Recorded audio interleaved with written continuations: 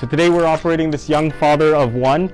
So we're doing something very exciting. We call it a daddy do-over, which is basically the mummy makeover version, but for men. And the good news is you don't have to be a dad to have the daddy do-over. It's basically just a combination of abdominal procedure at the same time as we do gynecomastia surgery. So a common area that men collect fat is on the infamous love handles and the lower abdomen. So these are areas where you really have to lose a lot of your fat to really get lean there. So we're going to help them out with a little bit of liposuction, get rid of that, get rid of the fat in the lower abdomen and help define the abdominal muscles a little bit.